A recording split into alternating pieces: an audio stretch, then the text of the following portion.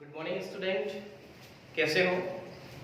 स्वागत है आपका हमारे YouTube channel RS chemistry point पर। विद्यार्थियों, हमने जो लास्ट टॉपिक देखा था वो देखा था आपके नाभिक स्नेही प्रतिस्थापन अभिक्रियाएं। और नाभिक स्नेही प्रतिस्थापन अभिक्रियाओं में हमने दो पार्ट देखे थे, एक अणुक नाभिक स्नेही प्रतिस्थापन अभिक्रिया और द्विअणुक नाभिक स्नेही प्रतिस्थापन अभिक्रिया अर्थात SN1 रिएक्शन व SN2 रिएक्शन।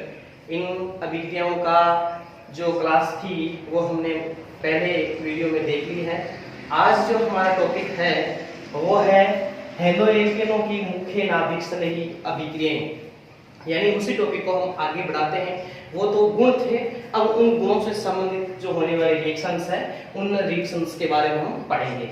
जैसा कि आप सभी बोर्ड पर देख रहे हो, यहाँ मैंने हेडिंग डाल रखी है हेलोएल्केनों की मुख्य नाभिक स्नेही अभिक्रियाएं, और इनको मैं एक चार्ट के द्वारा आपको दिखा रहा हूँ। ये चार्ट सभी रिएक्शंस है, मुख्य जो रिएक्शंस हैं उनका चार्ट है। इस चार्ट से आप उनको अच्छी तरह और भली भांति समझ सकते हो। और सबसे पहले वीडियो को शुरू करने से पहले आप अपनी कॉपी में वीडियो पॉज करके ये चार्ट उतारेंगे और ये चार्ट हमारे हर रिएक्शन को समझने में काम आएगा। वैसे इस चार्ट में सारी रिएक्शंस और जो बनने वाले इसके उत्पाद है, सह उत्पाद और उत्पाद, वो मैंने यहाँ पर रिप्रेजेंट कर दिया है, जैसा कि आप इसमें देख सकते हो। तो सबसे पहला काम होगा, आप अपनी कॉपी में इस चार्ट को उतार लीजिए। उतारने के बाद जैसे जैसे हम आगे चलते हैं, इस चार्ट को आपको सामने रखना है और समझते जाना है। तो आइए हम शुरू करते हैं सबसे पहले इस चार्ट की सहायता से कि आज का हमारा टॉपिक जो है वो है क्या, उसको समझेंगे। आज का टॉपिक है एल्किल हैलाइड जो होते हैं RX या हेलोएल्केन जो होते हैं RX, उनसे हम क्या क्या बना सकते हैं, इनकी सहायता से क्या इनमें मिलाएं कि दूसरे क्या कंपाउंड प्राप्त हो सकते हैं। तो उनमें होने वाली प्रमुख नाभिक स्नेही जो अभिक्रियाएं हैं वो यहाँ चार्ट में, इस चार्ट में आपको कई रिएक्शंस दिखेगी। जैसे कि यहाँ मीडियम जो है बीच में, यहाँ मैंने लिखा है RX, ये वो RX है जिससे बनेगा, ठीक है। इस RX की इधर देखो, यहाँ जो तीर का चिन्ह है, इस तीर के चिन्ह के ऊपर जितने भी लिखे हुए हैं वो हम इनमें ऐड कर रहे हैं, और इसके नीचे जितने भी लिखे हैं वो इनमें से निकल रहे हैं, ये आप अवश्य ध्यान रखें। तो आइए शुरुआत करते हैं इधर से। जब इधर से शुरुआत करते हैं हम ऐसे चलेंगे, ऊपर से ऐसे इसको समझेंगे, ठीक है। यहाँ से इसको 1 नंबर मान लेते हैं और इस 1 नंबर से हम इसको गोले को ऐसे चलाएंगे और फिर हम नीचे आएंगे इसको ऐसे, यहाँ हम इसको समाप्त करेंगे। तो देखिएगा, सबसे पहले एल्किल हैलाइड RX है, उसकी क्रिया करवाई जाती है KCN से। KCN क्या होता है? KCN ये होता है आपके पोटेशियम साइनाइड, इसको बोलते हैं पोटेशियम साइनाइड। तो पोटेशियम साइनाइड जैसे डालते हैं तो हमें पता है कि पोटेशियम साइनाइड में जो साइनाइड है वो नेगेटिव चार्ज होता है और पोटेशियम जो होता है वो प्लस चार्ज होता है।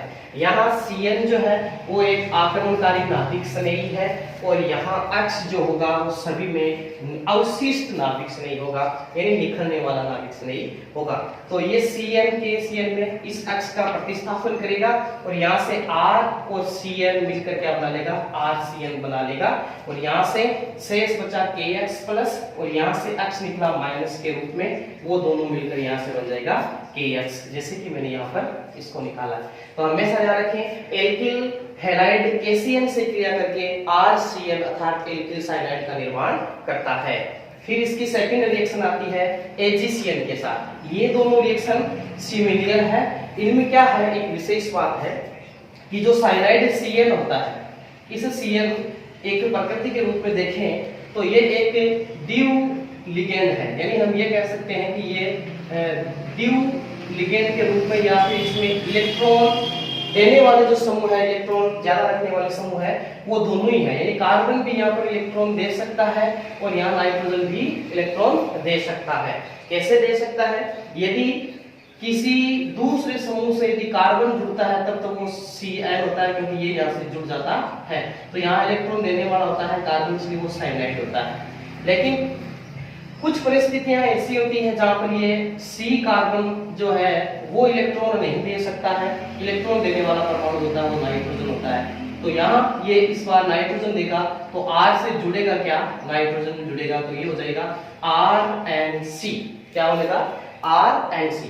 तो देखो, यदि Cn के रूप में जुड़ जाए तब तो होता है वो साइनाइड, साइनाइड। और यदि वो किसी के साथ NC के रूप में जुड़ा हुआ है तो वो होगा आइसोसाइनाइड। क्या होगा? आइसोसाइनाइड। ये चीज आप ध्यान रखें। अब एग्जाम में या फिर आपकी जब पेपर आए उस समय अगर रिएक्शंस आ जाए कि एल्किल साइनाइड बनाना है, तब हमेशा आपको KCN या NaCN यानी सोडियम या पोटेशियम का साइनाइड लेना है। और यदि आपको ऐसा आ जाए कि एल्किल आइसोसाइनाइड अर्थात RNC बनाइए, तब आपको लेना है AgCN। क्या लेना है? AgCN। तो देखिए यहाँ RX की क्रिया AgCN से हुई है, तो ये Cn नहीं रहा, ये NC हो गया। यहाँ आप देख सकते हो ये NC है, ठीक है। और यहाँ से X और Ag दोनों मिलकर AgX के रूप में यहाँ बाहर निकल जाते हैं। अब यहाँ एक बात है वो आपको नोट करनी है कि नोट करने की चीज ये होगी कि KCN जो है वो साइनाइड क्यों देता है और AgCN जो है वो आइसोसाइनाइड क्यों देता है। ये एक क्वेश्चन प्रत्येक बच्चे के दिमाग में रहता है कि इसका आंसर क्या होगा। तो इसका आंसर बहुत सिंपल है। सिंपल आंसर ये है कि KCN जो होता है वो आयनिक प्रकृति का होता है। किस प्रकृति का होता है? आयनिक प्रकृति का होता है। इसलिए थोड़ी सी ऊर्जा प्राप्त करते ही हो या किसी दूसरे अभिकर्मक के साथ ये मिलता है तो तुरंत K प्लस व Cl माइनस के रूप में टूट जाता है। और यदि किसी एल्किल समूह से जुड़ता है तो डायरेक्ट Cl समूह के रूप में जुड़ जाता है, तो ये साइनाइड का निर्माण करता है। लेकिन AgCN की बात करें तो AgCN सहसंयोजक प्रकृति का होता है। किस प्रकृति का होता है? सहसंयोजक प्रकृति का होता है। सहसंयोजक प्रकृति का मतलब होता है कि ये बंध आसानी से नहीं टूटता है, क्योंकि यहाँ पर इस बंध में जो आकर्षण बल लग रहा है वो दोनों समूहों द्वारा यानी Ag और Cl द्वारा दोनों द्वारा समान रूप से यहाँ पर बंधित होते हैं। आकर्षण बल की मात्रा जो है वो समान होती है। इसलिए जब ये टूटता है तो सहसंयोजक बंध के रूप में टूटता है। इस समय कार्बन के पास इलेक्ट्रॉनों की कमी हो जाती है, क्योंकि यहाँ पर इसके पास भी इलेक्ट्रॉनों की उतनी ही मात्रा होती है जितनी इस बंध में भाग लेते हैं। यानी कहने का तात्पर्य ये कि इस बंध में सहसंयोजक गुण होते हैं, जिसके कारण ये और ये जो है वो इलेक्ट्रॉनों को बराबर भागों में तोड़ देते हैं। तो हम ये कह सकते हैं कि यहाँ इस कार्बन के पास इलेक्ट्रॉनों की कमी हो जाती है, क्योंकि आयनिक प्रकृति नहीं बन पाती है। और यहाँ नाइट्रोजन जो होता है उसके पास एक लोन पेयर होता है, तो तुरंत ही यहाँ पर ये नाइट्रोजन जो है वो किसी को इलेक्ट्रॉन दे सकता है और कार्बन इलेक्ट्रॉन दे नहीं सकता। तो मान लीजिए R के साथ ये हम ऐड कर रहे हैं, तो ऐड करेंगे तो होगा क्या? सहसंयोजक प्रकृति के कारण इन दोनों के बीच में जो आकर्षण बल है वो समान होने के कारण यहाँ इलेक्ट्रॉन के पास जो लोन पेयर है वो इसको डायरेक्ट ये दे देगा। तो यहाँ से जुड़ने वाला नाइट्रोजन हो जाएगा, तो C इसके उधर चला जाएगा, हो जाएगा NC। तो एक सीधा सा इसका रीजन ये होगा कि पोटेशियम साइनाइड आयनिक प्रकृति के होने के कारण यहाँ पोटेशियम धनायन और साइनाइड Cn माइनस बनाता है, इसलिए यहाँ सीधा Cn एल्किल समूह से जुड़ जाता है और एल्किल साइनाइड का निर्माण करता है। जबकि यदि हम AgCN डालते हैं तो इस समय क्या होता है कि जो AgCN है वो सहसंयोजक प्रकृति के होने के कारण यहाँ कार्बन पर इलेक्ट्रॉन घनत्व कम हो जाता है और नाइट्रोजन पर लोन पेयर ज्यादा होने के कारण तुरंत नाइट्रोजन अपने इलेक्ट्रॉन दे देता है और एल्किल आइसोसाइनाइड का RNC का निर्माण करता है। तो यहाँ वही दोनों रिएक्शन है जिसे आप देख सकते हो। तो साइनाइड बनाना हो तब KCN डालना है, आइसोसाइनाइड बनाना हो तब AgCN डालना है, और ये रीजन आपके सामने रहेगा। इस रीजन को हम आगे और डिस्कस करेंगे, वहां पर इसको और पढ़ लेंगे। हमारा थर्ड पॉइंट आता है इसमें RX में पोटेशियम हाइड्रोक्साइड डाल दो KOH। यहाँ लिखा हुआ है, साफ नहीं दिख रहा तो यहाँ ध्यान दें, इसको हम KOH लिख रहे हैं, पोटेशियम हाइड्रोक्साइड डाला है मैंने। ये क्षारीय पोटेशियम हाइड्रोक्साइड है, क्षारीय पोटेशियम हाइड्रोक्साइड KOH। यहाँ OH जो होता है वो आक्रमणकारी एक नाभिक श्रेणी है, इसलिए तुरंत अक्ष का प्रतिस्थापन कर देगा और ROH बना लेगा। क्या बना लेगा?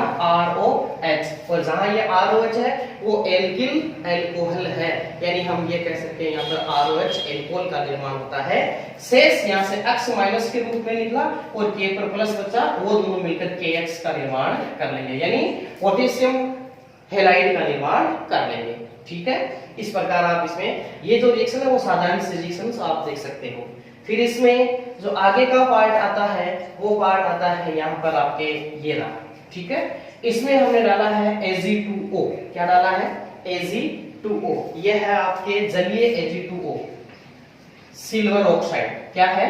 Silver oxide. तो हमने RX में सिल्वर ऑक्साइड डाला तो क्या हुआ, यहाँ से ROR क्या बन गया? ROR। अब ROR क्या होता है इधर देखिएगा, यहाँ पर मैं समझा रहा हूं।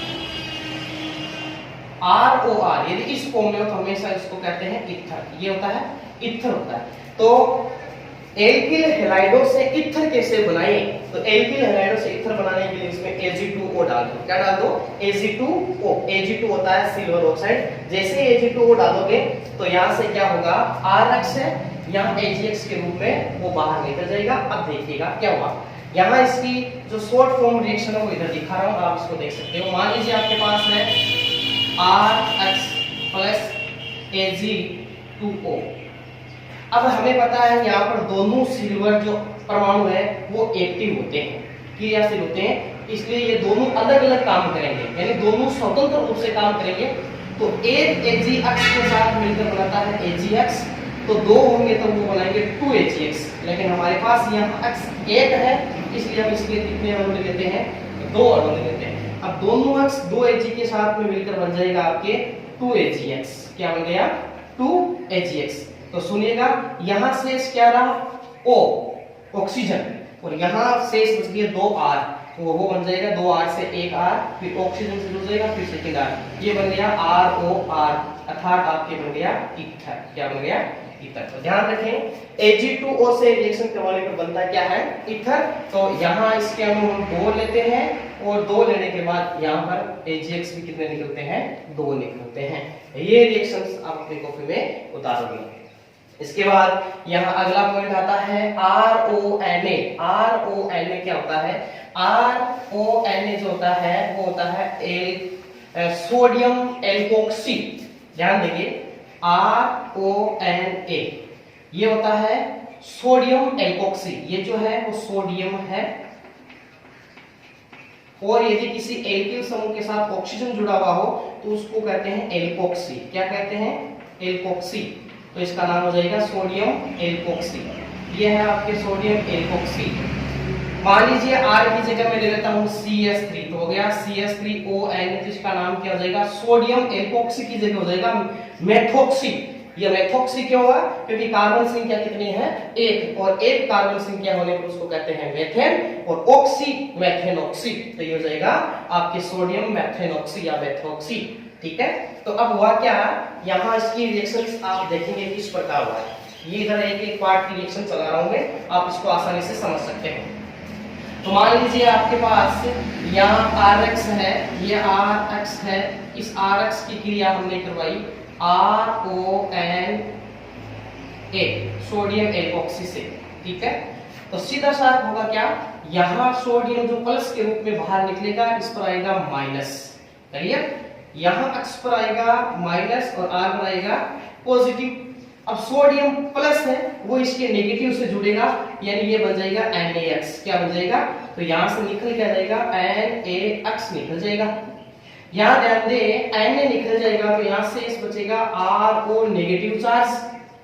यहाँ हमारे पास बच गया R प्लस, ये डायरेक्ट इससे जुड़ेगा तो बन जाएगा R। अब देखिएगा यहाँ पर भी क्या निर्माण हुआ है? ROR, यानी यहाँ पर भी ईथर का निर्माण हुआ है। ये रिएक्शंस आप इस रिएक्शन को समझा रहा हूँ, उसको देखेंगे। ध्यान रखें, ये रिएक्शन जो है इस पार्ट वाली, इसको मैंने यहाँ पर समझाया है कि RX RONA के साथ रिएक्शन करती है तो Na और X मिलकर बन जाता है NaX सोडियम हैलाइड, और यहाँ RO माइनस और R प्लस मिलकर बन जाता है ROR, यानी ईथर का निर्माण हो जाता है। तो ये रिएक्शंस आप अपनी कॉपी में इसको डिस्क्राइब के रूप में लिख सकते हो, हमने कैसे इसको की है। ठीक है, आगे बढ़ते हैं। अपनी कॉपी में वीडियो पॉज करके आप लिख सकते हो। बीच बीच में जहां पर आपको लिखने की चीज आए उसमें आप वीडियो को पॉज करो और लिख लो। ठीक है, मैं आपको यहाँ पर जगह दे रहा हूँ, आप आसानी से देखकर लिख सकते हो। अब हम चलते हैं थोड़ा सा आगे चलते हैं। तो इसको मैं यहाँ से मिटा रहा हूँ। ये पार्ट हो जाने के बाद यहाँ आपके पार्ट आता है अगला, ये जो बीच में इसका पार्ट है, यहाँ से एक पार्ट बीच में मैंने ओ डाला है, वो है आपके RMGX की क्रिया RX से। अब सबसे पहले आपको ये ध्यान देना है कि RMGX क्या होता है। RMGX जो होता है वो ग्रीनियर अभिकर्मक होता है, इसको एक नाम से जाना जाता है ग्रीनियर अभिकर्मक, ये आप ध्यान रखें। और ग्रीनियर अभिकर्मक से बहुत ही ज्यादा रिएक्शंस एग्जाम में पूछी जाती है। एग्जाम में नहीं, competition exam, NEET, JEE, JET, ICR जो भी है उनमें आपके आपसे रिलेटेड रिएक्शंस पूछी जाती है। और यहाँ ग्रीनियर अभिकर्मक जो है उसका आईयूपीएसी नाम होता है एल्किल मैग्नीशियम हैलाइड, यानी R का मतलब हो गया एल्किल और Mg का मतलब हो गया मैग्नीशियम और X का मतलब हो गया हैलाइड, तो इसका नाम हो गया एल्किल मैग्नीशियम हैलाइड अर्थात ग्रीनियर अभिकर्मक। तो यहाँ ध्यान देंगे कि ग्रीनियर अभिकर्मक RX के साथ रिएक्शन करके क्या बनाता है। तो देखिए RX, इस RX की क्रिया ये रही यहाँ से RMGX से, और यहाँ बन गया RR डैश। ये RR डैश से क्या तात्पर्य है, वो ये है कि यहाँ हो सकता है एल्किल समूह जो है वो इससे भिन्न हो, यानी RR हो तब तो वो दोनों ही क्या होंगे समान, यानी यहाँ R लिया वो भी समान है, यहाँ R लिया वो भी क्या है समान। यदि RR डैश हो इसका मतलब यहाँ एक R अलग हो सकता है। तो मैंने उस रूप में लिखा, आप इसको कैसे लिख सकते हो आपके हिसाब से आप इसको समझ सकते हैं। आइए इसकी रिएक्शंस देखते हैं। मान लीजिए RX है, इस RX में आपने एक भिन्न एल्किल समूह वाला मैग्नीशियम हैलाइड डाला, यानी हम उसको कह सकते हैं ग्रीनियर अभिकर्मक डाला। अब क्या होगा, यहां से मैग्नीशियम और R की बात करें तो मैग्नीशियम से एल्किल समूह की ओर इलेक्ट्रॉन आएंगे तो यहां निकल जाएगा प्लस के रूप में MgX बाहर, ये प्लस के रूप में बाहर निकल जाएगा। यहां हाइड्रोजन परमाणु भी माइनस के रूप में बाहर निकल जाएगा। अब बोलो यहाँ पर शेष बचा, तो अब विपरीत चिन्ह वाले समूह को एक दूसरे से जोड़ दो। रिएक्शंस का एक तरीका होता है कि उसको दो बराबर भागों में तोड़ो, यानी आयनिक रूप में तोड़ो, और विपरीत चिन्ह इसका विपरीत पार्ट इसके विपरीत पार्ट से जोड़ते जाओ, यानी इधर माइनस वाले को इधर प्लस वाले से, इधर प्लस वाले को इधर वाले माइनस से जोड़ दो। तो वैसा ही हम करते हैं। तो देखो यहाँ पर M पर क्या है, Mg पर क्या है प्लस है, और X पर क्या है माइनस, तो ये इससे डायरेक्ट जुड़ेगा। तो M एक X तो ऑलरेडी था और एक और आ गया, इसलिए हो गया MgX2। और वैसे आप जानते हो मैग्नीशियम की जो संयोजकता होती है प्लस की 2 होती है, इसलिए ये अपनी पूरी करने के लिए 2 नेगेटिव चार्ज वाले समूह से जुड़ेगा, और 2 नेगेटिव चार्ज X समूह है, इसलिए हो गया MgX2। मान लीजिए यहाँ पर Cl होता तो ये हो जाएगा MgXCl2। MgXCl2 का मतलब है मैग्नीशियम क्लोराइड, ठीक है। और यहाँ बच गया आपके R माइनस, इस ग्रीनियर अभिकर्मक में यहाँ बच गया R माइनस, यहाँ बच गया R प्लस, ये दोनों आपस में जुड़कर बन जाएगा RR डैश, अर्थात एल्केन का निर्माण हो जाएगा। यहाँ ये क्या है एल्केन है, आप लोगों को पता है जब दो एल्किल समूह आपस में जुड़ जाते हैं तो हमेशा एल्केन का निर्माण होता है, यानी हाइड्रोकार्बन संतृप्त हाइड्रोकार्बन का निर्माण होता है। तो संतृप्त हाइड्रोकार्बन से तात्पर्य है सिंगल बंध वाले हाइड्रोकार्बन जिनमें कार्बन कार्बन के मध्य एकल बंध पाया जाता है। मान लीजिए मैं यहाँ पर एक उदाहरण लेता हूँ, जैसे कि उदाहरण की यदि हम बात करें तो RX की जगह मैंने ले लिया CH3Cl और RMGX की जगह मैंने ले लिया C2H5MgCl, ठीक है। इसका नाम है एथिल मैग्नीशियम क्लोराइड। ये एथिल है, ये मैग्नीशियम है, ये क्लोराइड, नाम हो गया एथिल मैग्नीशियम क्लोराइड, और ये है methyl chloride. Same to same उस प्रकार यहाँ पर आएंगे इलेक्ट्रॉन नेगेटिव चार्ज, इस पर पॉजिटिव चार्ज, यहाँ नेगेटिव चार्ज आएगा इस पर और इस पर आएगा पॉजिटिव चार्ज। ये क्लोरीन इसके साथ आएगा तो यहाँ से मिल जाएगा आपके M के साथ Mg के साथ 2 Cl, MgCl2 बाहर निकल गया। यहाँ C2H5 है, C2H5 का मतलब है ये है CH3 CH2 माइनस, क्लियर। और यहाँ CH3 प्लस के रूप में है, वो इससे जुड़ जाएगा तो हो जाएगा CH3 आगे और ये यहाँ से हट जाएगा। ये एक एल्केन बन गई, क्या बन गई एल्केन बन गई। तो हम इसको इस प्रकार समझ सकते हैं कि ये है प्रोपेन, क्या है 3 कार्बन युक्त एल्केन होती है वो प्रोपेन होती है। तो इसको आप अपने कॉपी में इस प्रकार भी लिख सकते हो एक उदाहरण के तौर पर, ठीक है। और आगे बढ़ते हैं इससे, तो क्या होगा यहां से आने के बाद आ गया हमारे AgOH, ठीक है। ये जलीय Ag2O का बना उत्पाद है AgOH। तो यहाँ RX के साथ क्रिया हुई तो यहाँ OH R का प्रतिस्थापन करेगा, ROH बनेगा। एल्कोहल सीधी सी रिएक्शन है, RX प्लस AgOH, ये इसका करेगा प्रतिस्थापन, यहाँ से O बन जाएगा इसके साथ ROH और यहाँ से X इसके साथ मिल जाएगा AgX का अलग से, ठीक है। और ये बन गया फिर से ROH एल्कोहल, फिर से ROH क्या है एल्कोहल। ऊपर भी एल्कोहल बना था हमारे पास, यहाँ पे यहाँ बना था केवल से ये था, तो यहाँ पर भी हमारे पास क्या बन गया एल्कोहल, ठीक है। इसके बाद थोड़ा सा आगे बढ़ते हैं, यहाँ आता है आपके RX के बाद ये पार्ट चल रहे हैं, यहाँ है KSH, KSH की रिएक्शन होगी आपके RX के साथ, ठीक है।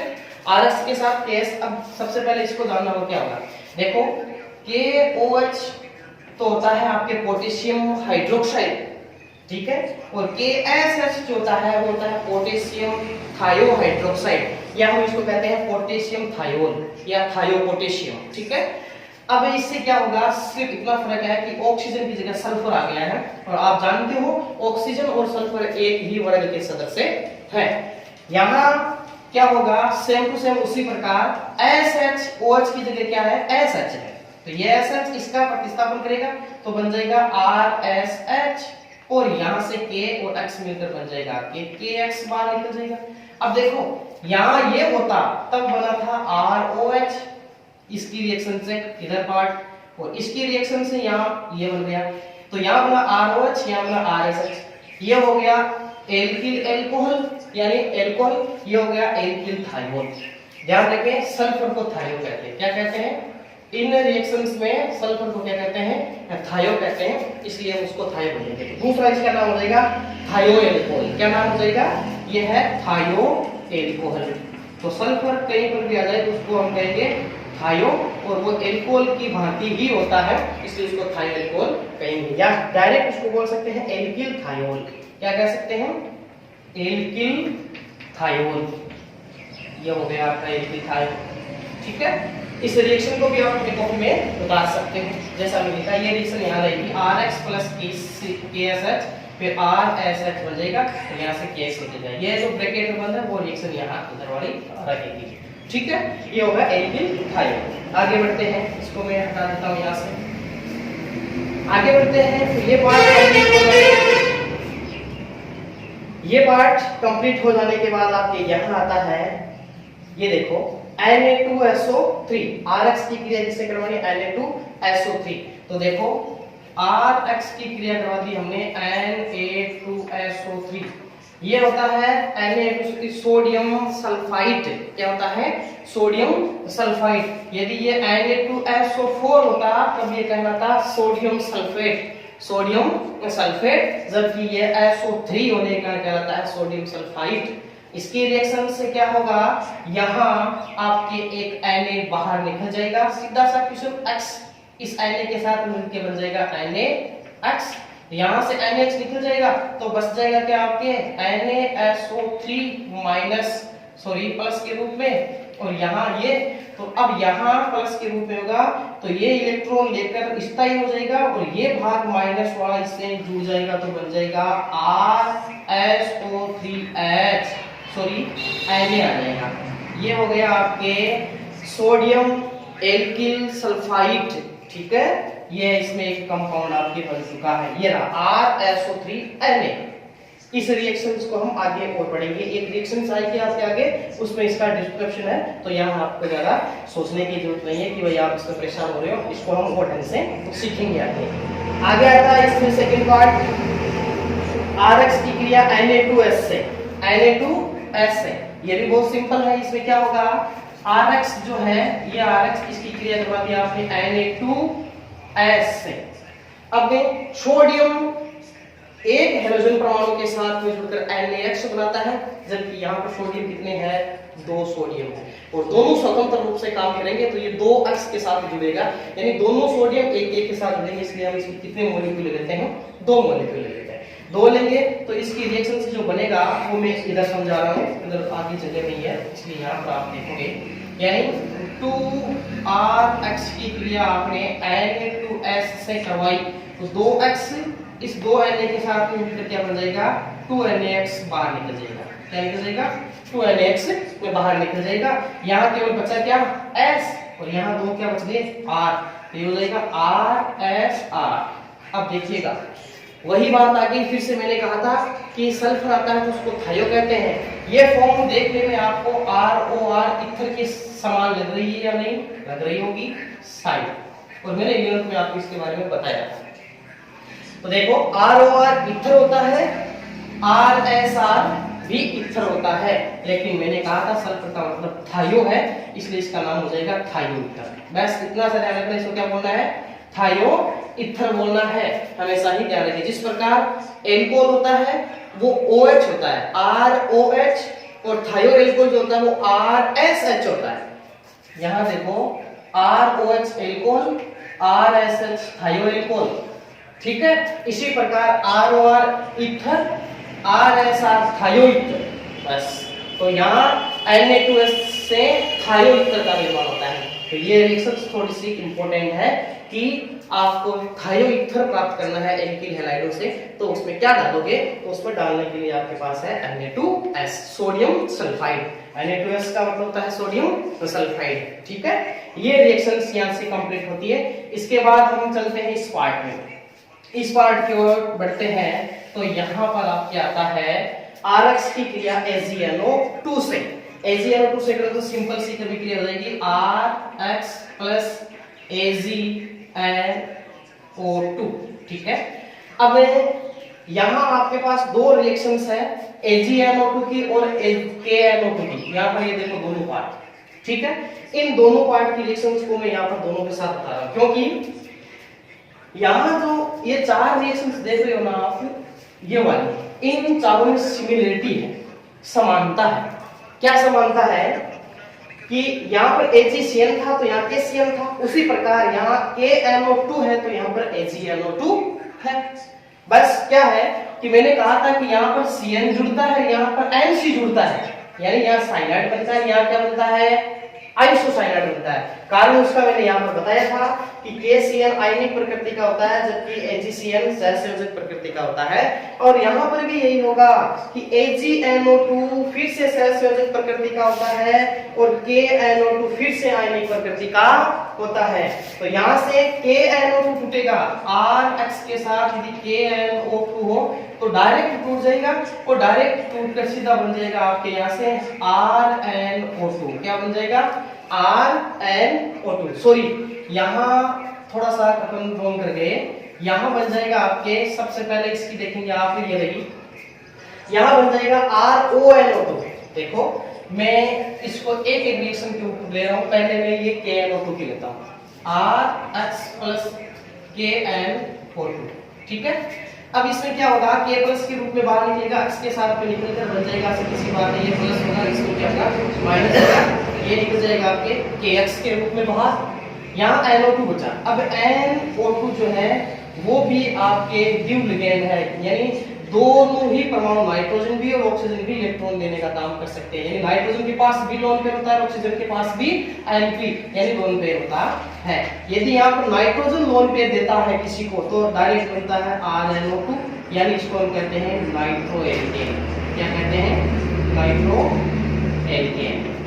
ये हो गया आपके नाइट्रो एल्केन। लेकिन KNO2 से नाइट्रो एल्केन नहीं बनेगा, यहाँ बनेगा आपके इस रूप में, जो नाइट्रोजन है एक से जितना इस प्रकार ये फॉर्म रहे NO2 की समूह, तब तो ये नाइट्रो कहलाएगा। क्या कहलाएगा? नाइट्रो कहलाएगा। और यदि ये नहीं रहकर आपके इस प्रकार ON डबल बॉन्ड ऑक्सीजन और इसके पास लोन पेयर हो, इस समय ये कहलाएगा नाइट्राइट। क्या कहलाएगा? नाइट्राइट। तो आप इस प्रकार समझ सकते हो कि NO2 जो है वो दो समावेशी फॉर्म में पाया जाता है, दो आइसोमेरिज फॉर्म में पाया जाता है, एक नाइट्रो फॉर्म में, एक नाइट्राइट में। नाइट्रो फॉर्म में नाइट्रोजन लोन पेयर देने वाला होता है, तो नाइट्राइट में ऑक्सीजन लोन पेयर देने वाला होता है। तो देखो KNO2 डालोगे तब तो देखो यहाँ पर लोन पेयर कौन दे रहा है, या बंद कौन बना रहा है, ऑक्सीजन बना रहा है, इसलिए ये हो गया नाइट्राइट। तो RON डबल बॉन्ड ऑक्सीजन, ये है एल्किल नाइट्राइट। क्या है? Alkyl nitrite. यहाँ देख सकते हो ये नाइट्राइट। अपनी कॉफी के ऊपर की जो जगह होती है उसमें आप ये दो भाग बना सकते हो नोट में, कि इस प्रकार की फॉर्म हो तब वो नाइट्रो कहलाएगा, और इस प्रकार की फॉर्म हो तो वो नाइट्राइट कहलाएगा। तो ध्यान रखें, आपको मेन जो डिफरेंस हो यही है कि KNO2 डालोगे तब तो नाइट्राइट बनेगा, और AgNO2 डालोगे तब आपके नाइट्रो बनेगा। देखो यहाँ ये जो ग्रुप है और इस ग्रुप को देखो सेम है, और मैंने इस ग्रुप को क्या बोला है? नाइट्रो बोला है। तो AgNO2 से बन जाएगा आपके नाइट्रो एल्केन, ये है नाइट्रो एल्केन, और Ag और X मिलकर बन जाएगा AgX का अवक्षय। और यहाँ KNO2 है, उसमें लोन पेयर देने वाला कौन है? ऑक्सीजन, इसलिए ये नाइट्राइट होगा। तो इसका नाम हो जाएगा एल्किल नाइट्राइट, इसका नाम हो जाएगा नाइट्रो एल्केन। ठीक है, इस प्रकार ये चार्ट जो है वो पूरा हो चुका है, कि आप इसमें किसी भी प्रकार से देख सकते हो, सारी रिएक्शंस इसमें आती है, इस चार्ट में समझ सकते हो। इससे रिलेटेड कुछ मेन जो रिएक्शंस है वो भी बाकी है, उनको हम रिएक्शन के रूप में एक एक को अगली क्लास में पढ़ेंगे। इस चार्ट को ध्यान से देखने के लिए आपका धन्यवाद। और फिर से मैं एक बार आपको रिवाइज कर देता हूं कि इस चार्ट को अपनी कॉपी में अच्छी तरह से बना ले, और आपका काम क्या रहेगा वो काम सुन लीजिएगा। काम ये रहेगा कि मैंने जो जो रिएक्शंस आपको बताई है उन रिएक्शंस को आप अलग से चार्ट के नीचे एक एक रिएक्शन को बराबर ढंग से लिखते जाओगे, ताकि आपको चार्ट में भी समझ में जाए और वो रिएक्शंस भी समझ में आए। ये ना भूले, उनको अलग अलग जरूर लिखें, और अलग अलग लिखने के साथ ही कमेंट बॉक्स में आप जरूर मुझे बताइए कि सर हमने इनको अलग अलग लिख लिया है, और हो सके तो स्क्रीनशॉट लेकर आपको मेरे को भेजना, ताकि मैं आप ये जान सकूं कि आप काम कर रहे हो। ठीक है, धन्यवाद स्टूडेंट। आगे की इसमें जो रिएक्शंस आएगी वो हम नेक्स्ट क्लास में देखेंगे। आज के लिए आपका धन्यवाद। जो भी क्वेश्चन हो कमेंट बॉक्स में जरूर पूछें।